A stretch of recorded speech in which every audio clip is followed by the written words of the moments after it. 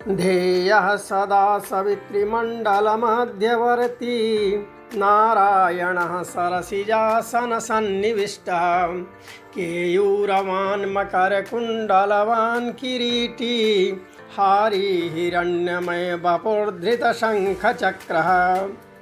जय भास्कर। आज से कठिन व्रत कार्तिकी सुरषष्ठी का शुभारंभ हुआ है। आए हम लोग जानते हैं भगवान सूर्य के द्वादश स्वरूपों के बारे में, जो कि ब्रह्म पुराण में वर्णित हैं। अव्यक्त परमात्मा समस्त प्रजापतियों और नाना प्रकार की प्रजाओं की सृष्टि करके अपने को 12 रूपों में विभक्त करके आदित्य रूप से प्रकट होते हैं। इंद्र, धाता, पर्जन्य, त्वष्टा, पूखा, अर्यमा, भग, विवस्वान, विष्णु, अंशुमान, वरुण और मित्र, इन 12 मूर्तियों द्वारा परमात्मा सूर्य ने संपूर्ण जगत को व्याप्त कर रखा है। 12 महीने इन्हीं के द्वारा संचालित होते हैं। भगवान आदित्य की जो प्रथम मूर्ति है उनका नाम इंद्र है। वे देवराज के पद पर प्रतिष्ठित हैं। वह देव शत्रुओं का नाश करने वाली मूर्ति है। भगवान के दूसरे विग्रह का नाम धाता है, जो प्रजापति के पद पर स्थित हो नाना प्रकार के प्रजा वर्ग की सृष्टि करते हैं। सूर्य देव की तीसरी मूर्ति पर्जन्य के नाम से विख्यात है, जो बादलों में स्थित हो अपनी किरणों द्वारा वर्षा कराती है। उनके चतुर्थ विग्रह को त्वष्टा कहते हैं।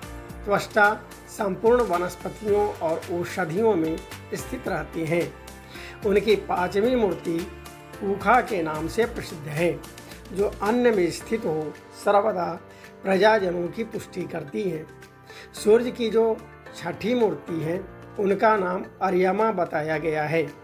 वह वायु के सहारे संपूर्ण देवताओं में स्थित रहती हैं। भानु का 7वां विग्रह भग के नाम से विख्यात है। वह ऐश्वर्य तथा देहधारियों के शरीर में स्थित होता है। सूर्य देव की 8वीं मूर्ति विवस्वान कहलाती है। वह अग्नि में स्थित हो जीवों के खाए हुए अन्न को पचाती है। उनकी 9वीं मूर्ति विष्णु के नाम से विख्यात है, जो सदा देव शत्रुओं का नाश करने के लिए अवतार लेती हैं। सूर्य की 10वीं मूर्ति का नाम अंशुमान है, जो वायु में प्रतिष्ठित होकर समस्त प्रजा को आनंद प्रदान करती हैं। सूर्य का 11वां स्वरूप वरुण के नाम से प्रसिद्ध है, जो सदा जल में स्थित होकर प्रजा का पोषण करता है। सूर्य के 12वें विग्रह का नाम मित्र है, जिसने संपूर्ण लोकों का हित करने के लिए चंद्र नदी के तट पर स्थित होकर तपस्या की। परमात्मा सूर्यदेव ने इन 12 मूर्तियों द्वारा संपूर्ण जगत को व्याप्त कर रखा है। इसलिए भक्त पुरुषों को उचित है कि वे भगवान सूर्य में मन लगाकर पूर्वोक्त 12 मूर्तियों में उनका ध्यान और नमस्कार करें। इस प्रकार मनुष्य 12 आदित्यों को नमस्कार करके उनके नामों का प्रतिदिन पाठ और श्रवण करने से सूर्य लोक में प्रतिष्ठित होते हैं। ब्रह्म पुराण में यह भी कहा गया है कि जो मनुष्य पृथ्वी पर मस्तक रखकर भगवान सूर्य को नमस्कार करता है वह तत्काल सब पापों से छूट जाता है। इसमें तनिक भी संदेह नहीं है। जो मनुष्य भक्ति पूर्वक सूर्यदेव की प्रदक्षिणा करता है उसके द्वारा 7 द्वीपों सहित पृथ्वी की परिक्रमा हो जाती है। जो सूर्यदेव को अपने हृदय में धारण करके केवल आकाश की प्रदक्षिणा करता है उसके द्वारा निश्चय ही संपूर्ण देवताओं की परिक्रमा हो जाती है। भाव शुद्धि प्रयोक्तव्या नियमाचार संयुता भाव शुद्धिया क्रियते यत् सर्वं सफलं भवेत्।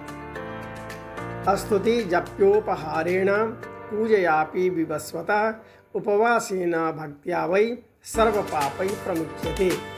प्रणिधाय शिरोभूम्यां नमस्कारं करोति यः तत्क्षणात् सर्वपापेभ्यो मुच्यते नात्र संशयः। भक्ति युक्तो नरोजोऽसौ रविः कुर्यात् प्रदक्षिणीकृता येन तेन सप्तद्वीपा वसुन्धरा। सूर्य मनसि या कृत्वा कुर्याद् व्योम प्रदक्षिणीकृतास्तेन सर्वे देवा भवन्ति। इसलिए नियम और व्रत का पालन करते हुए सूर्य देव का भक्ति पूर्वक जो पूजन करता है उसे अश्वमेध यज्ञ का फल मिलता है। जो षष्ठी अथवा सप्तमी के दिन उपवास रह करके भगवान भास्कर का पूजन करता है वह परम गति को प्राप्त करता है। ओम सूर्यार्पणमस्तु।